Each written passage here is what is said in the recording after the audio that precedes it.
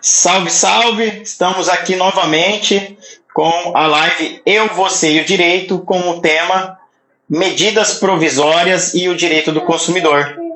Hoje eu recebo aqui a doutora Gisela Simona. Tivemos um pequeno problema de conectividade.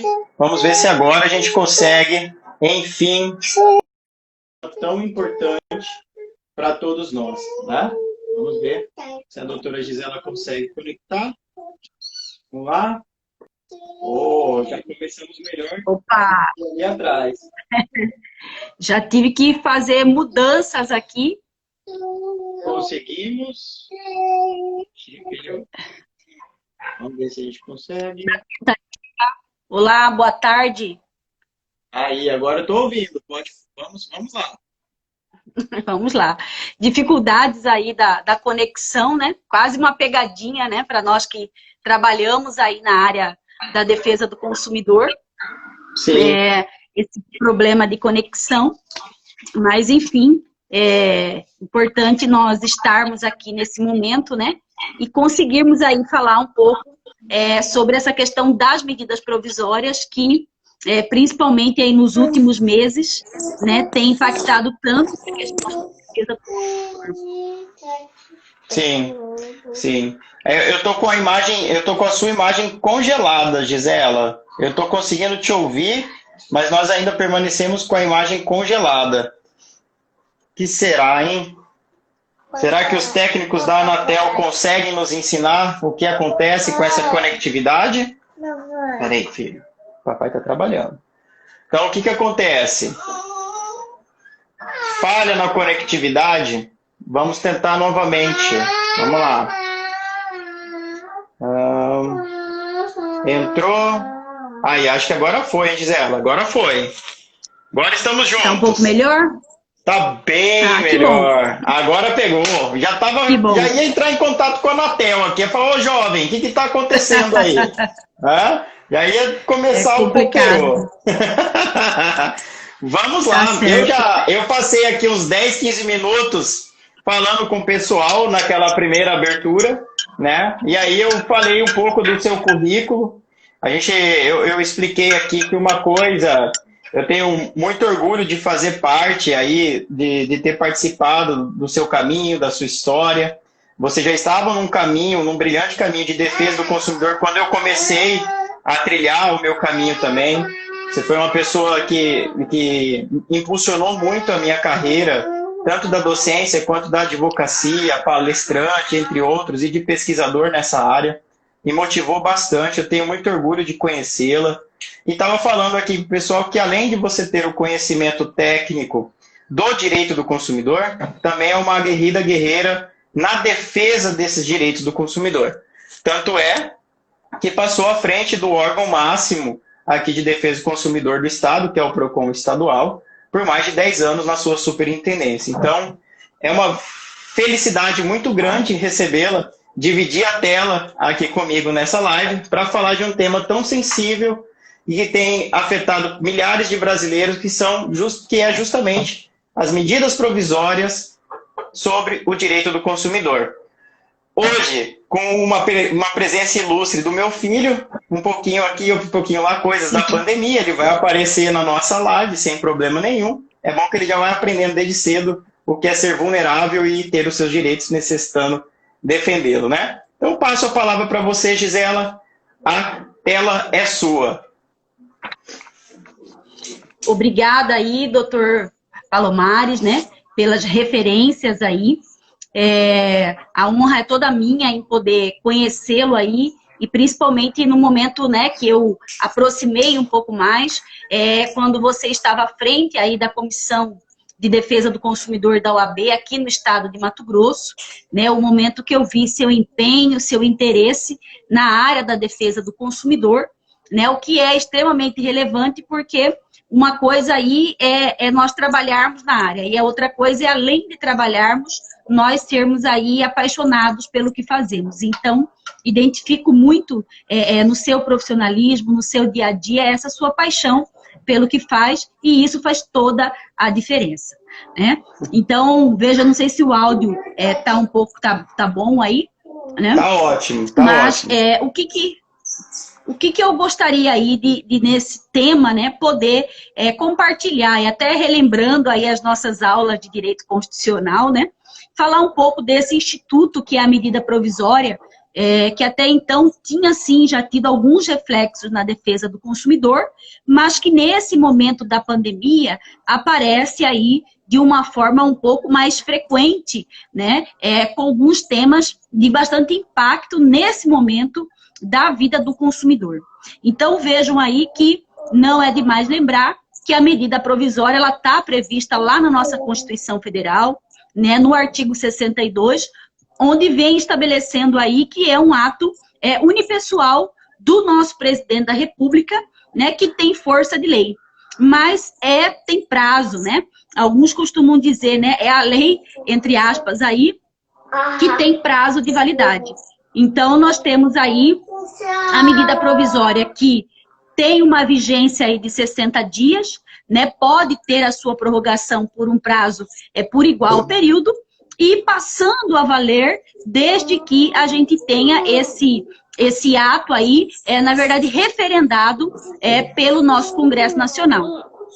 E aí, sim, vejam que quando nós falamos de ser aí aprovado pelo Congresso Nacional, vejam que nesse período específico da pandemia, né, a primeira das medidas provisórias que nós tivemos aí no Brasil com relação a direito do consumidor foi a MP 925, agora de 2020, que veio tratando das medidas aí emergenciais para a aviação civil, né, no sentido de nós termos aí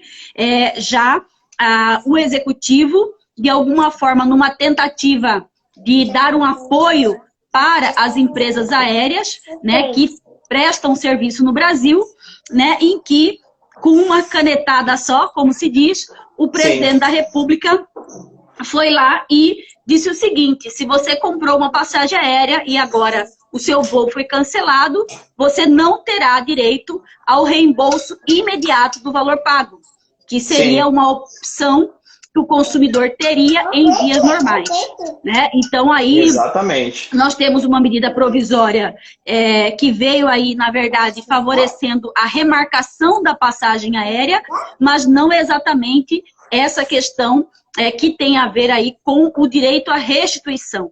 E aí, a crítica que se faz da questão da defesa do consumidor é exatamente que, embora nós possamos entender as dificuldades que o setor aéreo tem nesse momento, mas, mutatis mutandis, né, a situação do consumidor, que também tem uma ampliação aí na sua vulnerabilidade nesse período, né? Então, são situações todas aí que estão sendo bastante discutidas, né? E algo que fica sempre aí também no radar de todos nós é se uma medida provisória como essa, ela passaria pelas duas casas de leis ou não, né? Quero até ouvir sua opinião aí. O que deixou todo mundo assim de cabelo arrepiado, menos eu que tô um pouquinho careca, né? Mas tudo bem. É o seguinte: qual foi o critério utilizado? Qual foi o critério empírico utilizado para que houvesse essa super proteção das companhias aéreas? Porque nós temos, de um lado, os vulneráveis consumidores. De outro lado, nós temos, agora, em razão da pandemia, todos são vulneráveis. Aí nós vamos ter vulnerabilidades acentuadas. O consumidor ele vai ser duplamente afetado nessa situação da companhia aérea, né, do contrato de transportes. Obviamente que a gente teve algumas notas técnicas nesse sentido, da Senacom, e a gente teve a medida provisória. O intuito, acredito eu, o espírito todo, era para tentar fazer com que as partes entrassem em comum acordo, no caso, para o desembolso, né, ou reembolso daquilo que já foi desembolsado. Fazendo com que, olha, consumidor, se você partir para a briga, o contrato ele vai ser utilizado na sua totalidade, com a possibilidade, inclusive, de haver os descontos, né, referente às multas contratuais. O que nós sabemos que não vai acontecer, porque força maior acaba elidindo essas responsabilidades de multas contratuais, mas levaria a um embate jurídico para dizer o que é o óbvio, e esse embate geralmente leva-se aí de 1 ano e meio a 2 anos em juizado especial e 4, 5 anos em justiça comum com os recursos cabíveis. Isso quando não for mais, né? Salvo acordo entre as partes. Então o consumidor ele começa a pensar o fator temporal e econômico. Compensará mais o quê? Eu aguardar os 12 meses para eu receber meu reembolso 100%, devidamente atualizado, ou compensa eu brigar para eu receber este reembolso um pouco antes, sem as devidas multas, através de um acordo que eu posso fazer em menos de 12 meses num processo, né? De todas as alternativas, o consumidor foi lesado. Ele foi lesado porque a medida provisória ela é temporária, e aí eu vou direto ao ponto da pergunta. Será que passa pelas respectivas casas? Eu acredito que não passa. Eu acredito que isso daí não passa, tá? Foi uma situação provisória, assim, sem nenhum estudo profundo para tentar salvaguardar um setor da economia sensível, sim, muito sensível, com alto grau de empregabilidade, né, de recolhimento de tributos, que faz bem para toda a coletividade, mas isso não retira a natureza jurídica do contrato firmado com o consumidor de relação de consumo. E a gente tem muito bem claro, no artigo 170, 5º da Constituição Federal, que uma economia saudável só existe quando há respeito ao seu princípio, que é a defesa do consumidor. E ela vem, obviamente, orbitar com os outros demais princípios, como a livre concorrência, a ampla concorrência, a livre iniciativa, entre outros. Então, se a empresa for quebrar, o que ninguém deseja, nem o consumidor quer que a empresa quebre, porque não há inimizades entre consumidor e fornecedor, há apenas desequilíbrio.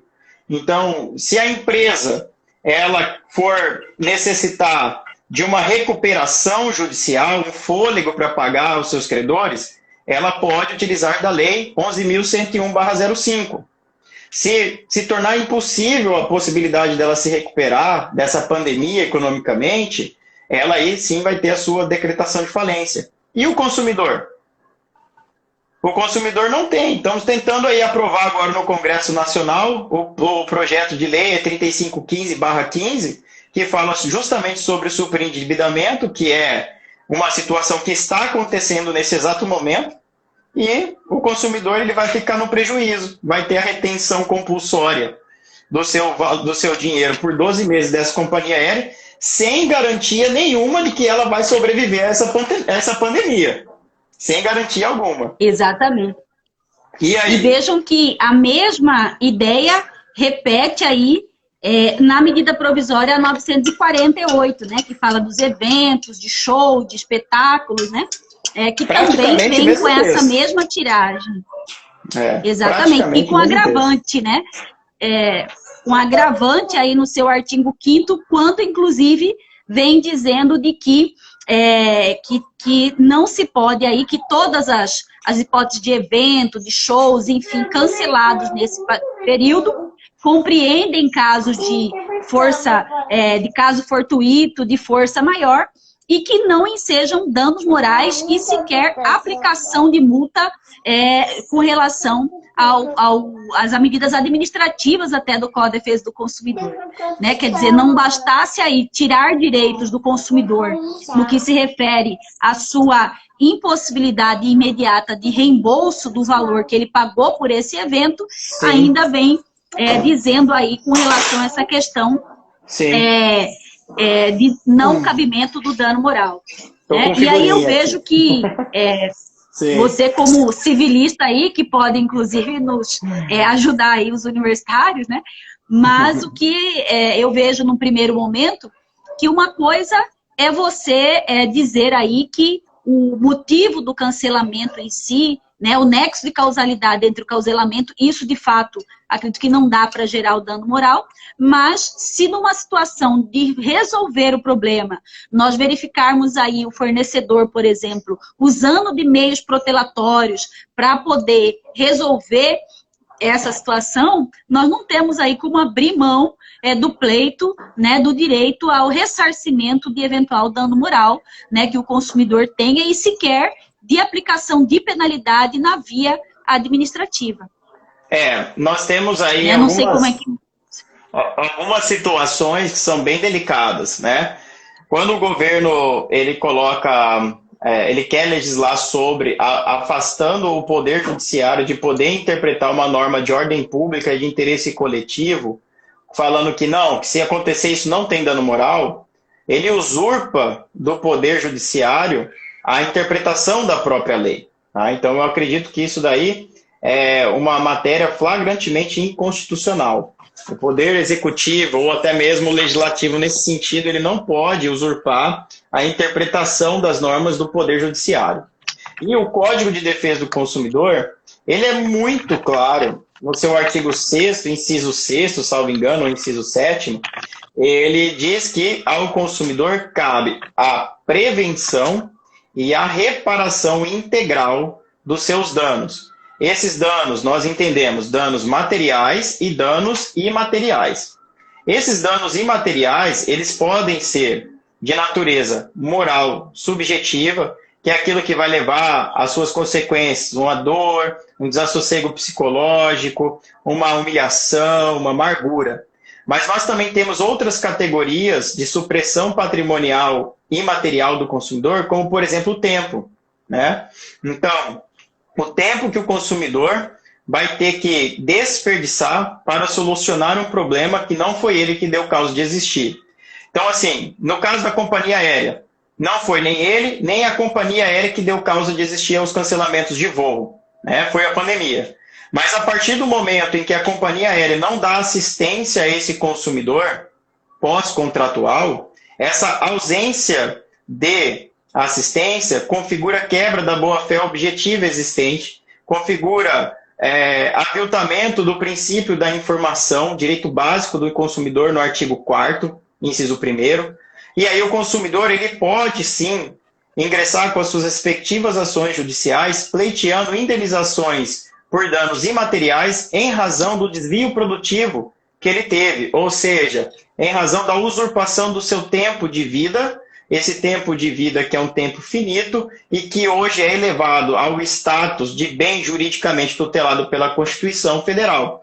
Portanto, se as empresas elas querem um tempo para poder se socorrer aí economicamente, isso não faz com que elas deixem de prestar com qualidade a sua prestação de serviço, os seus produtos colocados no mercado. Uma coisa não tem nada a ver com a outra.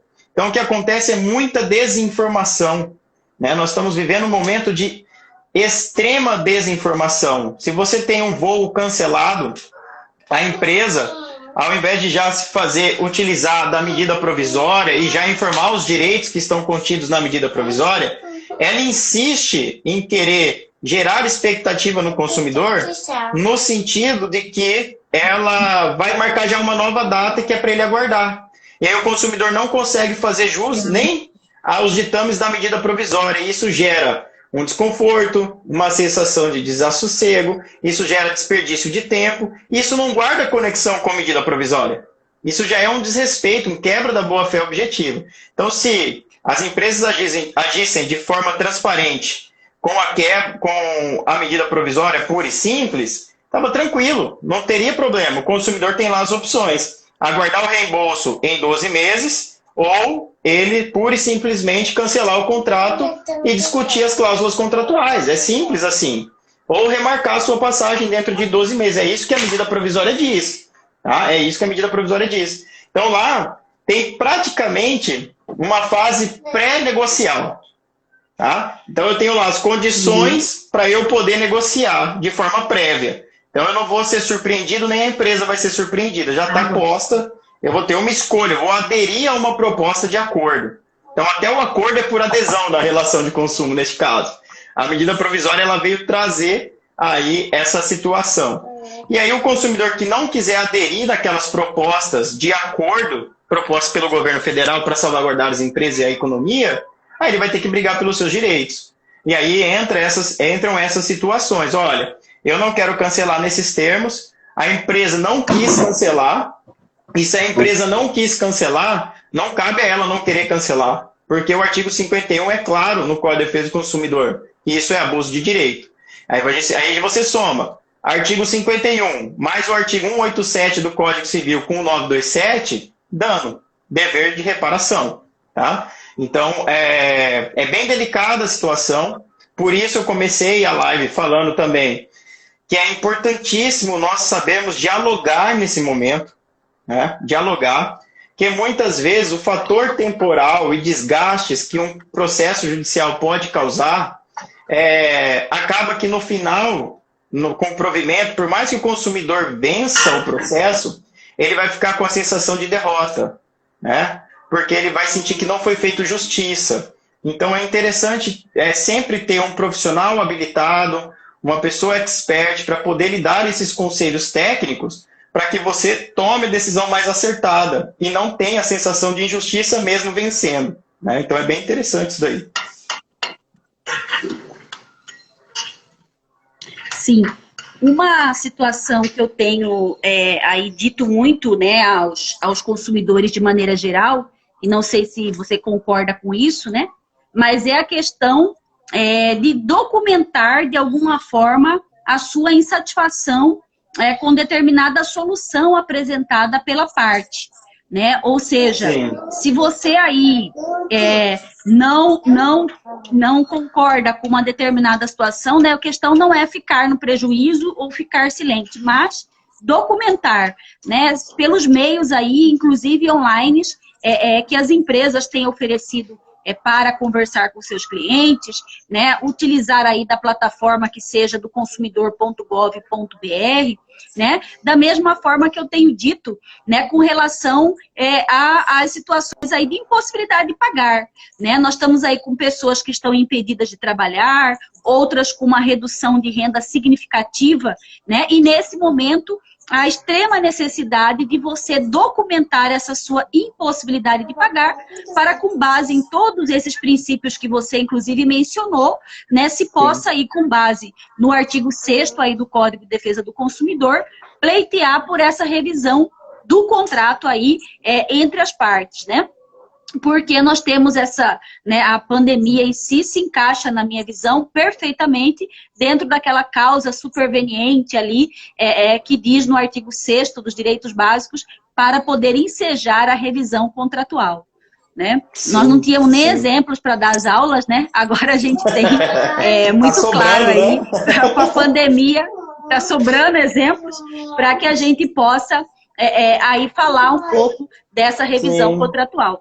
Sim. Então, eu sei que nesse momento tem-se, de certa forma, incentivado muito a questão da negociação, do bom senso, né? Mas a gente verifica que, infelizmente, algumas normas que saíram, medidas provisórias, inclusive, elas acabam não favorecendo isso, né? E teremos aí, infelizmente, seja via administrativa, acredito que muitas demandas via PROCON, como já estão chegando. Aproveitando esse bom senso que você está falando, eu estou trabalhando, eu advogo há 10 anos, eu dou aula há 8 anos. E militei e milito bastante com o direito do consumidor, tanto na advocacia, quanto na docência, nas minhas pesquisas e tal. A situação é a seguinte, o consumidor ele sempre esteve aberto ao diálogo. O consumidor, até pelo fato dele ser vulnerável, ele sempre esteve aberto ao diálogo. Então, eu vejo essa situação agora como uma situação de muita falácia. Porque é o seguinte, é a primeira vez que eu vejo nessa década a questão das empresas, em si, dos fornecedores, assustados. É a primeira vez que eles se sentem vulneráveis. E aí, como eles estão se sentindo vulneráveis, eles estão falando, opa, vamos conversar, não é bem assim que funciona, vamos conversar. Então, eles estão sentindo na pele um pouco o que é o que o consumidor é, por excelência, vulnerável. E agora eles estão sendo vulneráveis economicamente. Então, o que acontece? Eles pegam e querem agora introduzir na cabeça de todo mundo que o diálogo sempre foi e sempre será a melhor solução. Mas se a gente voltar um ano atrás... nem vamos voltar um ano, vamos voltar... Eu vou colocar, estou trabalhando, relaxa. E se a gente voltar a 5 meses atrás, a gente vai perceber que não havia diálogo. quem está propondo diálogo agora é justamente a pessoa que nunca quis dialogar. Tanto não quis dialogar que é necessário ter como direito fundamental na Constituição o nome defesa do consumidor, que é necessário ter na Constituição o artigo 175º, defesa do consumidor, e foi necessário o Congresso Nacional editar uma lei chamada Código de Defesa do Consumidor, para, enfim, os fornecedores dialogarem com a força do Estado, com o papel da força do Estado. Então, a questão de diálogo, o consumidor ele sempre buscou o diálogo, ele tenta o diálogo de todas as formas, mas o poder econômico e o poderio todo, que seja jurídico, informacional, etc., faz com que estatisticamente não compensava conversar. Jogava na planilha só mais um número, enquanto eu estou lucrando, não vou mudar meu modus operandi. E agora que assustaram, opa, vamos conversar. Não é bem assim, mas também as conversas que eu vejo não estão sendo tão flexíveis assim. Continuam com o mesmo modo operandi de querer impor goela abaixo ao consumidor a sua forma empresarial, mercantil. Há diálogo, há assim, novas opções de adesão para o consumidor, né? Novas opções de adesão ao consumidor e não um diálogo propriamente dito, né? Então eu vejo aí dessa forma essa abertura ao mercado. Eu vejo dessa forma. Acho que deu uma travada de novo. Vai lá, voltou. Sim, então realmente essa é uma situação que é como disse, né, a balança nunca foi igual, né? E nessa questão hoje da imposição, né, da negociação, ela é muito séria, e aí vem um assunto que está hoje talvez um dos mais polêmicos aí, é a questão da parte dos contratos educacionais, né, que nós não temos aí, felizmente, né, também uma medida provisória nesse sentido, mas que tem causado aí várias discussões de negociação, por não se poder criar uma regra única para todas as escolas, né? Mas exatamente porque nós temos algumas que de fato estão se empenhando na parte virtual para poder manter o contrato educacional, né? Outras que estão tentando protelar e passando alguns exercíciozinhos que não resolvem a parte pedagógica dos alunos, né? Então, e que minimamente, né, quando agora nós questionamos as escolas no sentido de apresentar primeiro a sua planilha de custo, que já está na lei, né, aí há anos, e também exigir das escolas o plano de ensino que foi aprovado para esse ano e como ela vai cumprir, você verifica uma resistência enorme por parte das instituições de ensino, né? E por outro lado, quando você fala, né, que eu nem gosto dessa palavra de desconto, mas você fala do abatimento do preço principal, aí elas vêm para cima aí de quem faz a defesa do consumidor, dizendo que não pode ter desconto, mas também não quer dar informação. Então, que é algo bastante complicado, porque você vê a negativa do direito de informação, né, que é básico, né? E ao mesmo tempo você nega aí uma revisão do contrato, às vezes com abatimento de preço, né? Porque o que a gente está sentindo aí, não sei se é o caso do seu filhote que está contigo aí, né? Mas nós temos aí muitos pais hoje, né, que estão fazendo aí a dupla função, no sentido de fazer junto aí os exercícios, as atividades, o que é bacana, mas que quando você observa a qualidade de alguns casos que chegam, ela não é equivalente e não passa nem perto daquilo que era a aula presencial, né? Então, são situações aí que estão na mesa. A gente tem alguns projetos de lei, algumas leis que já foram aprovadas em outros estados, querendo dar esse desconto, mas sem critério algum, desconto que seria vertical, né? E um desconto vertical não é interessante em nenhum aspecto, porque a gente tem de entidades educacionais milionárias, de grupos econômicos gigantes, e a gente também tem aquele que é praticamente familiar, né? Então, você dá um desconto linear e horizontal e vertical, isso daí pode ser um tiro no próprio pé. Em vez de salvaguardar as empresas, acaba quebrando elas, né? Na realidade, a falha no princípio da informação, realmente existe uma discussão quanto à proteção também ali das informações empresariais e tal, que a gente não vai ter um tempo muito grande para desenvolver esse raciocínio aqui na live. Mas se eu quero, eu falo por mim, vocês estão vendo, eu estou aqui na live com meu filho aqui do lado, aí ele dá uma choradinha daqui, outra colar, eu estou trabalhando dessa forma. Então, eu estou fazendo meus prazos, estou com meu filho do lado, minha esposa está saindo para trabalhar. Eu imagino, eu não me sinto privilegiado por conta disso, porque eu sei que essa é a realidade de 90% dos brasileiros nesse momento. Então, não adianta nem estressar, tá? É isso que vai acontecer. Agora, eu achei muito interessante por parte da escola que eles estavam matriculados, não vou falar o nome aqui por questões éticas, mas eu achei muito interessante a atitude, que foi no seguinte sentido. Olha, gente, nós vamos primeiro verificar se vai ter prorrogação do prazo aí da pandemia. Isso daí nós estávamos falando no final de março, tá? A mensalidade de abril, eles já deram um desconto de 50%. Né? E a mensalidade de maio, 50% novamente. Óbvio que se os pais quiserem pagar 50%, vai ser mais por uma questão de boa fé o pagamento, do que você entender se esse desconto foi válido ou não. Por que eu digo isso? Por exemplo, eu tenho um filho de 2 anos de idade, tá? É o Figura que está aqui. Esse Figura de 2 anos de idade, ele estava o quê? Acho que era Jardim 1. Então, ficava lá para liberar o tempo do pai e da mãe para poder trabalhar e aprender e ir alfabetizando-se, tá? Não tem como fazer isso daí virtual. Por mais que queiram insistir nessa tecla, não tem como. Por quê? Porque o pai tem que trabalhar, a mãe tem que trabalhar, porque N situações, né? Então, poderia muito bem eu ir lá e rescindir o contrato. Não quero, não vou receber essa prestação de serviço. Mas existe em contrapartida também aquele dever social, aquela boa-fé existente entre as partes, o dever de lealdade, entre as coisas, mas isso daí é uma questão mais subjetiva de cada consumidor.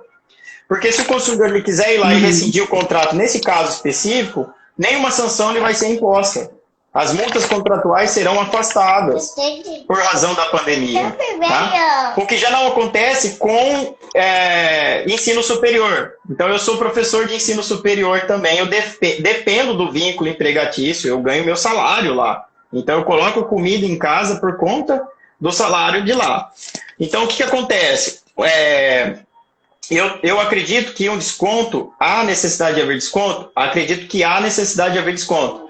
Desde que seja feito da forma que você disse, que os pingos sejam colocados nos is. Olha, eu tenho um custo assim, eu tive que fazer determinados investimentos para as plataformas virtuais, em que acabou onerando um pouco meus investimentos, mas o meu custo ainda mesmo assim foi reduzido.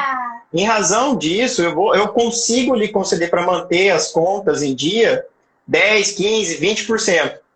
Eu estou abrindo mão, neste momento, de lucro para manter apenas as despesas, então, portanto, eu consigo manter o nosso vínculo com X%. Aí seria uma decisão acertada. O que não podemos ter nesse momento de pandemia é a visão meramente capitalista de querer se aproveitar da situação e ainda permanecer tendo lucro. Quando não há essa possibilidade, não tem mais margem para isso daí. A população está se empobrecendo, os consumidores perderam o poder aí de consumo, né? E se as instituições de ensino não perceberem isso daí, fatalmente ninguém vai se rematricular, porque precisa comer, porque precisa pagar outras contas mais essenciais, infelizmente, aqui no Brasil, mais essenciais do que o ensino, né? Neste momento de sobrevivência. Vai até pedir a rescisão contratual, né? Uma falta de visão, Sim. Porque se eu não posso aplicar sanções pedagógicas nesse momento, podemos aí ter a saída desse aluno da escola, né? Então, que é uma visão que é importante ter no sentido de abrir aí as vias de informação. Né? Eu tive vários questionamentos no seguinte sentido. Então o que eu faço? A instituição não quer me dar desconto, vou entrar na justiça e tal. É assim, no momento do diálogo, é importante colocar os dois papéis. De um lado, a gente vai ter um acadêmico, vai ter um estudante que existe uma forte inclinação para ele perder o ano letivo, se ele não entrar num acordo. De outro lado, a gente tem, pela parte do fornecedor, uma forte inclinação de perder um número vasto de clientes e, consequentemente, uma redução gigantesca, uma redução gigantesca do seu lucro e, consequentemente, poder até necessitar de uma recuperação judicial ou até vir a falir. Então, os dois vão ter que abrir mão. Os dois vão ter que abrir mão para manter esse vínculo contratual. E a questão do desconto, se não for aberto os custos, as planilhas de custos das empresas, não há como precisar, sem esses números, qual foi o impacto real da pandemia. O que a gente tem muito na prática, e aí você sabe com certeza melhor do que eu, porque trabalhou em órgão público no sentido de fiscalização, é um total descontrole das finanças empresariais e uma confusão que existe entre a empresa e os sócios e as pessoas físicas, entre outros. Então, acaba que a empresa não consegue mensurar qual foi o prejuízo, o real prejuízo que ela está tendo, porque ela nunca soube qual foi o real faturamento. Exato. E aí ela acaba não concedendo o desconto justo nesse momento. Eu vejo dessa forma. Exato. Acho que o nosso tempo aí da live está terminando, né? O Instagram, ele meio que bloqueia em 1 hora as lives aí. Mas pode na verdade, eu ainda gostaria muito... A gente começou uns 10 minutinhos depois, pode ir, a gente tem aí uns 15 minutos ainda. Sim. Eu gostaria de tratar de um assunto contigo, porque eu sei que é a sua área, que você gosta de falar de planos de saúde, né? E que não é uma medida provisória, mas é uma lei por tempo determinado, né? Que surgiu aí no Brasil com essa pandemia, que é a Lei 13.989, né? Onde ele veio falando da possibilidade aí da telemedicina, né? Da questão de fazer esse atendimento remoto para o paciente, né, consumidor, nesse período aí da pandemia, né? E aí a gente começa a ver, por exemplo, aqui em Mato Grosso, a iniciar, inclusive, algumas publicidades aí de planos de saúde, desse tipo de atendimento, né? E, por outro lado, situações que nós chegamos a ver que teve que ter medidas judiciais aí, para alguns planos de saúde, foi o caso da Unimed, por exemplo, de ter que ter uma liminar, né, para poder voltar o seu atendimento aí na questão da área eletiva e tal. E eu queria muito ouvir de você um pouco sua posição com relação a essa questão dos atendimentos eletivos que foram suspensos, né, pessoas que tentaram aí, nós falamos há pouco de desconto na questão da mensalidade, e eles só se mantendo no atendimento de urgência e emergência, né? Então, eu queria ouvir um pouco sua posição sobre isso. Tá, vamos lá. A telemedicina, essa pandemia, ela veio para antecipar décadas de desenvolvimento de relações humanas, tá? Então, eu já vim acompanhando esse movimento de digitalização e virtualização das relações humanas na educação. Então, nós tínhamos um projeto pedagógico, pelo menos o grupo educacional do qual eu faço parte, desde 2011, 2012, vem introduzindo gradativamente esse universo virtual nas relações. E a medicina não seria diferente. Era uma guerra muito grande, política, que existia nos conselhos de medicina para poder autorizar, através de lei de regular por resoluções, a telemedicina, né? Então, foi uma oportunidade que esse jogo político teve de introduzir agora, de antecipar um futuro em razão da pandemia. É algo inevitável, tem os seus lados bons e seus lados ruins, né? A telemedicina, ela não é para todos os segmentos da medicina, para todas as especialidades da medicina. Ela vai ser utilizada para determinadas utilidades, clínica geral, cardiologia, desde que não necessite de exames, né? Ali, aqueles exames que a gente faz junto ao médico quando vai fazer a clínica. Mas veio como uma situação para evitar o contato, em especial a disseminação da doença. Essa foi uma das justificativas, mas na realidade isso já estava vindo sendo discutido para a implantação e tinha uma certa resistência da classe médica.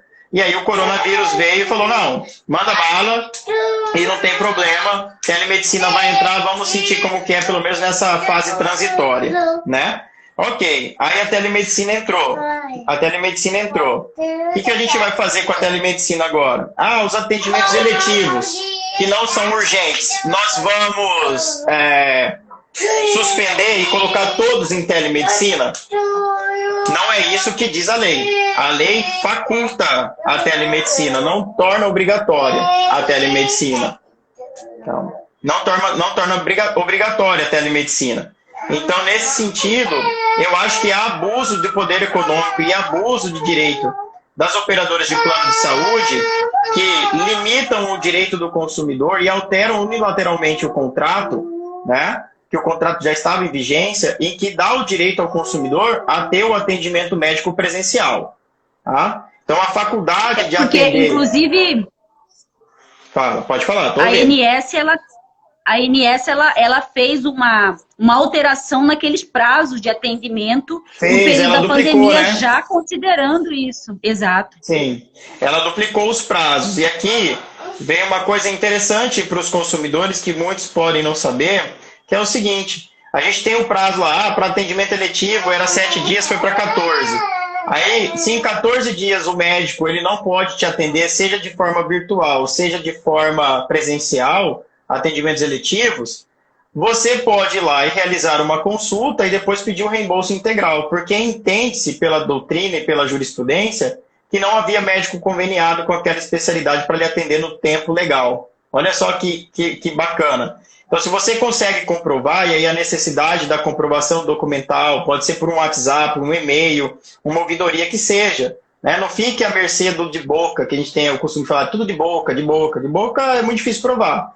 Fato alegado e não provado é inexistente. Então, se você conseguir comprovar essa situação e o plano de saúde lhe negar esse reembolso integral, saiba que você pode pleitear suas reparações materiais e imateriais da modalidade moral. Quanto à telemedicina, Gisela, eu gosto muito desse universo virtual. Eu gosto muito. Talvez, sei lá, pela minha geração, eu gosto bastante. Eu gosto de dar aula virtual, eu gosto de advogar virtual, eu gosto de fechar contrato, reunião virtual, eu gosto disso, eu gosto demais disso. E eu acho que a medicina, determinadas situações, uma consulta, por exemplo, se eu pudesse fazer de casa com o meu médico, eu adoraria, porque faz muito tempo que o médico nem toca em mim numa consulta. Tá? E aí você perde muito tempo. E aí você perde muito tempo. Aí você perde muito tempo se deslocando, gasta dinheiro com estacionamento para quem tem carro, quem não tem gasta com Uber, né? E assim sucessivamente. Então, eu acho interessantíssimo a telemedicina. Eu acho que ela veio justamente para poupar tempo do consumidor, tá? E essa situação de poupar tempo do consumidor não vai fazer cair a qualidade da medicina. Não vai. Eu acredito que não vai. Então, o que justifica, por exemplo, você ir no médico, vamos ser bem realistas. Existe uma teoria, existe uma prática. O que justifica você marcar um médico para você ir daqui 8 dias, você senta, o médico nem olha para sua cara, tá? E aí ele nem olha para você, ele olha para o computador e pergunta, seu nome. Aí você fala, ele vai digitando no computador. O que você está sentindo? Ele vai digitando no computador. Aí o máximo... Não estou falando de todos os profissionais, tá? Eu estou falando de alguns profissionais, mas que acabam contaminando os demais. E aí você acaba ali tendo uma consulta que o cara nem olhou para sua cara e aí ele manda você fazer exames. Aí você faz exames, pega o laudo pronto do exame quando você pega, ou então já chega direto no computador do médico, e aí... No computador do médico você retorna, pega aquela fila gigantesca novamente, passa-se horas lá na clínica para ser atendido. E aí quando você é atendido, ele olha e fala, não, tá tudo bem, olha aqui, isso daqui, o laudo do médico, o laudo do doutor falou, beleza, foi embora. Por que não virtualizar isso daí? Uhum. Entendeu? E até nós não consideramos, às vezes, né, algumas especialidades que nós não temos dentro do estado com uma certa... vamos colocar aí, quantidade suficiente, né? E que, às vezes, uma pessoa, dependendo do tipo de problema de saúde que ela esteja, ela tem que até se deslocar para outro estado da federação para fazer uma consulta, né? E dentro dessa possibilidade, isso fica mais acessível, né? A ela e ao próprio médico para ter um atendimento até com mais qualidade, né? A gente tem muito a questão de equipe multidisciplinar, né? Multidisciplinar para determinados tratamentos. Então, essa equipe multidisciplinar, um especialista fica no Rio de Janeiro, um especialista fica em São Paulo, um especialista fica em Cuiabá. se conseguir ter essa telemedicina e não necessitar aí de exames clínicos de toque, etc., né? Por que não virtualizar? Vai trazer economia para as operadoras de plano de saúde, com certeza. Vai aumentando, potencializando as sobras, se for na modalidade cooperativa, ou o lucro em outra modalidade empresarial. Vai colaborar e muito para a família lá do diagnosticado do enfermo, né, que tem a moléstia ou a doença. E, de certa forma, traz uma comodidade, porque você vai estar dentro da sua casa ou no seu trabalho conectando com o próprio médico diretamente. Muitas vezes você não vai nem falar com a secretária, já conecta direto lá porque você já deixou tudo pré-agendado, já abre uma sala de bate-papo com o próprio médico. Então, eu só vejo benefício. Agora, nós não podemos jamais deixar isso como a única forma de atendimento de medicina. Sim. E é isso que a lei tem que combater. Eu vejo dessa forma. Mas então, na sua opinião, ela veio para ficar, de certa forma. Embora a lei venha prevendo o período da pandemia, sim, mas é algo que deve ficar. Vai ficar, já ficou. Tudo que está acontecendo, eu vejo assim, tudo que está acontecendo hoje, goela abaixo, iria acontecer nos próximos 4, 5 anos. Nos próximos 4, 5 anos, nós teríamos a telemedicina, nós teríamos a virtualização da educação, nós teríamos a transformação da advocacia, a transformação empresarial, nós teríamos tudo isso daí nos próximos 4, 5 anos. Eu nem estou querendo ser Nostradamus aqui, mas era só acompanhar o desenvolvimento. Aí veio a pandemia, e a pandemia ela veio e mostrou a fragilidade desse sistema todo, a imaturidade global de todo mundo, a familiaridade com essa internet. Todo mundo usa para rede social, oba, mas ninguém sabia trabalhar com a ferramenta. Poucas eram as pessoas que trabalhavam com a ferramenta. Poucos eram os colegas que tinham software de gestão de escritório, software de gestão empresarial. E aí, todos nós estamos assustados, mas isso veio para ficar. Das pessoas que eu converso, a grande maioria é avassaladora, até os mais experientes, digo assim, mais velhos, né, com maior idade, também gostam desse meio virtual, porque libera recurso produtivo, porque libera tempo. Então é fantástico, isso é fantástico. Você tem tempo hoje para se dedicar a outras coisas. Quanto tempo eu não converso com você, Gisela? Vamos lá. Quanto tempo a gente não se conversa? Eu estou dentro da sua casa, eu acho que você está aí na sua casa, você está dentro da minha casa, nunca Sim. aconteceu isso. Nunca aconteceu isso. Uhum. Isso é graças a essa tecnologia. Quais eram nossas desculpas? Eu não tenho tempo, o trânsito, não tenho onde parar, putz, vou ter que ir lá na OAB, vou atrapalhar. Não, hoje a gente fala, vamos conversar? Vamos. A gente pega e conecta e conversa olho no olho. Entendeu? Isso é muito bacana. Verdade. Então, essa tecnologia veio para ficar e não vai sair. Na medicina não vai ser diferente. Não vai ser diferente. Nessa área da medicina aí, né, nesse momento da pandemia, do que eu consegui acompanhar, além dessa questão da lei aí, da telemedicina, a questão dos prazos que nós mencionamos aí, algo que teve também foi a questão da inclusão no rol de procedimentos do teste do Covid-19, sim, né? Sim. E aí passou a ser obrigatório a cobrir, inclusive... Até por conta do meu trabalho, comecei aí a receber algumas demandas, né, de negativa disso, com relação de cobertura do exame, né? E aí, para quem está nos assistindo, a gente sempre dá a recomendação de poder, caso você tenha que pagar numa situação de emergência, exigir a nota fiscal desse pagamento, Sim. né? Para poder ter o seu ressarcimento aí em dobro. E o que eu não sei se você viu aí algum outro impacto, né, nessa questão, né, mas o que eu vi foi exatamente as principais preocupações, elas foram nesse nível mesmo, nós tivemos essa questão.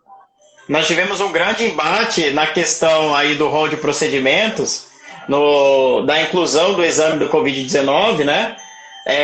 Se a operadora ela tinha que autorizar pacientes que estavam internados ou pacientes que não estavam internados em regime ambulatorial ou eletivo. Olha só a discussão. Olha a discussão. Então, assim, óbvio, está no rol de procedimentos. Se o médico solicitou, não cabe à operadora de plano de saúde dizer qual é o melhor tratamento ou não, ou qual é o momento. Então, independentemente de estar internado em regime ambulatorial, hospitalar ou uma consulta eletiva, você que está nos assistindo, replica isso geral, tá? Porque é uma informação concisa, é uma informação que é necessário todos sabermos. Plano de saúde é obrigado a cobrir exame de Covid-19. Se você for até seu médico fazer uma teleconsulta ou fazer uma consulta presencial e ele receitar lá, ele solicitar o exame de Covid-19, você não vai ter que desembolsar R$1, porque é obrigatório o plano de saúde cobrir. Basicamente é isso. Só para a gente fechar, não deixar de falar de um assunto que foi ou está sendo regulado aí por medida provisória nesse período, né? Eu quero falar um pouquinho de energia elétrica, porque nós temos uma medida provisória que é a de número 950, aí que foi de 8 de abril, lá aniversário de Cuiabá, né? Sim. Que nós tivemos essa medida provisória que foi concedendo aí um desconto de 100% do consumo para aqueles consumidores considerados de tarifa social baixa renda, né?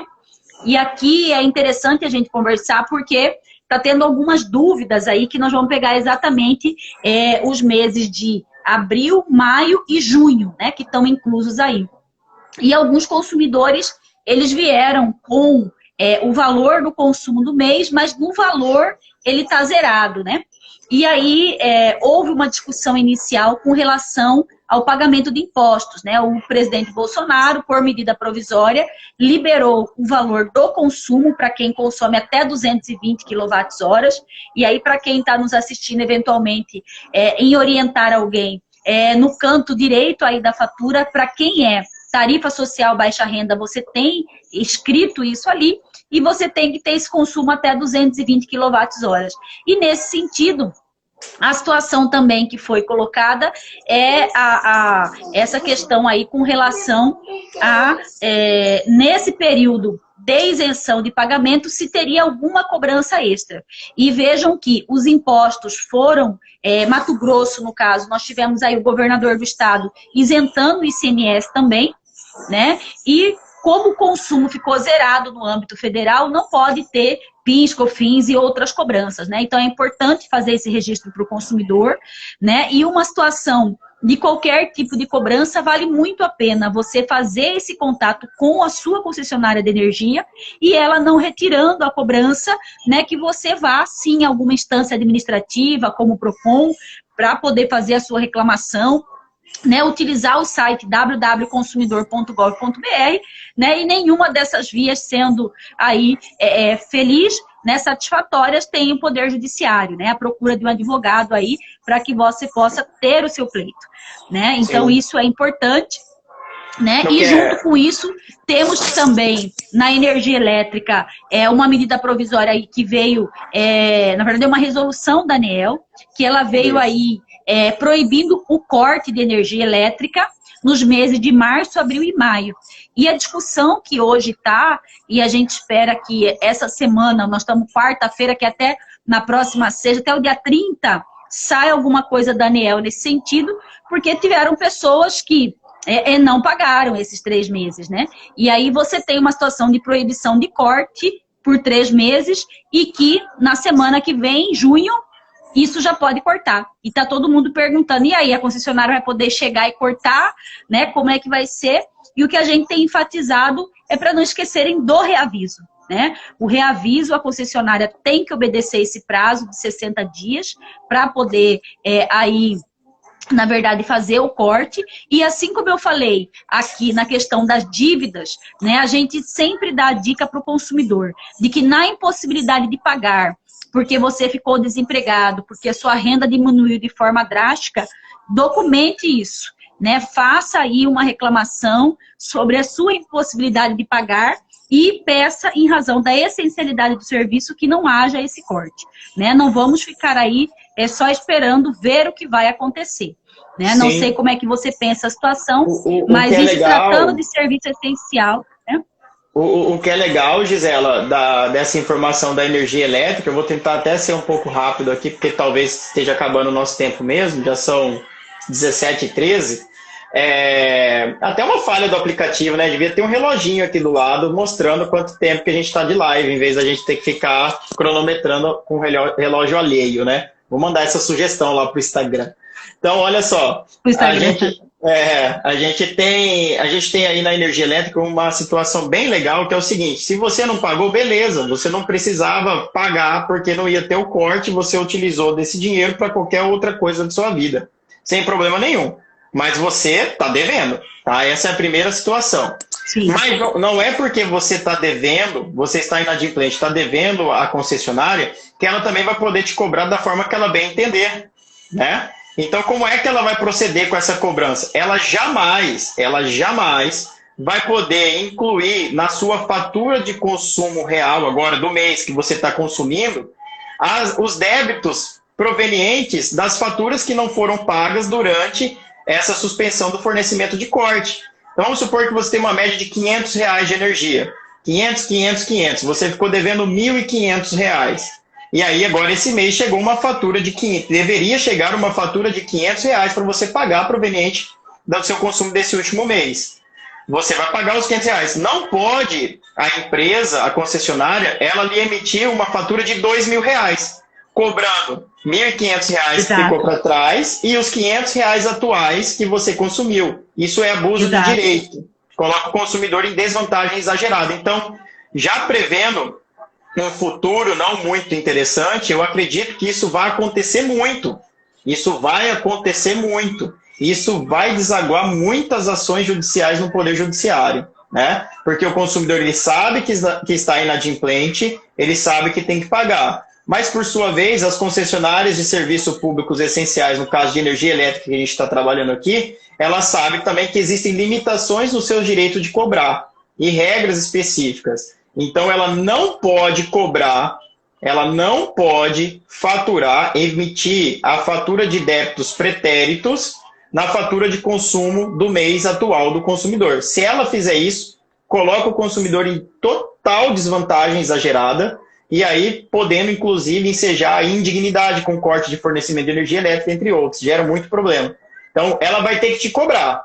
Ou ela te cobra com uma fatura à parte, ou ela te cobra judicialmente. Ela não vai poder cobrar na fatura do seu consumo atual. Então, que fique bem claro isso daí. Muita gente não sabe, Gisela, não sabe realmente. Aí sabe o que acontece? Para não ter o corte de energia, ele vai lá correndo no setor de atendimento da concessionária e faz um parcelamento com juros ainda. É um absurdo. Exato. É um absurdo. É absurdo, né? Então, eu acredito o seguinte, e nós estamos esperando isso do órgão regulador, que ainda nessa semana, na última semana do mês de maio, a gente tem alguma normativa ou prorrogando esse prazo aí de impossibilidade de corte, já que a pandemia não acabou, né? Ou que nós tenhamos uma situação especial de parcelamento, sem juros, sem multa, sem uma entrada exagerada, que é geralmente o que impede o cidadão de fazer os acordos, né, com a concessionária, para que a gente tenha uma saída justa. E isso porque o setor energético, nessa semana, também recebeu aí milhões, né, bilhões de incentivo aí de subsídio por parte do governo federal por conta desse período. Então, perder eles não estando, né? E ainda prejudicar o consumidor diante de um serviço essencial, isso é muito penoso, né? Então, é extremamente importante que o consumidor não se submeta aí a algumas situações de parcelamento, como você diz, com juros, multa, né? Encargos aí, valores de entrada alto, porque tem consumidor que acaba fazendo empréstimos aí para pagar com medo de ficar sem energia elétrica, né? E é essa informação que é extremamente importante que seja massificada para que o consumidor não fique ainda mais prejudicado nesse momento. Sim. E aqui, caminhando para o final, a gente tem uma pergunta da Maísa Correia. Ela perguntou ali para nós, há um tempo atrás, quando a gente estava falando de passagens aéreas, medida provisória, é o seguinte: quem comprou a passagem internacional com milhas / desconto tem o mesmo direito de remarcar a passagem? Estou com um caso deste no PROCON. Vamos lá, né? Bom, eu, pelo pouco que eu estudo de direito do consumidor, eu tenho certeza que você tem os direitos iguais. Direitos iguais, tá? Então eu comprei, até pelo fato da medida provisória. até pelo fato da medida provisória. O que é que a medida provisória diz? Ih, vai cair, tem 30 segundos. Eu vou deixar essa resposta lá no meu YouTube, tá? Eu vou deixar lá na descrição do YouTube e aí a gente vai dialogando lá. Gisela, muito obrigado pela participação. Foi um prazer enorme dividir a tela contigo. Eu que agradeço, foi uma honra e que procurem aí nos nossos canais, né? Gisela Simona Oficial, Instagram, Facebook. Nós estamos lá para responder as dúvidas aí que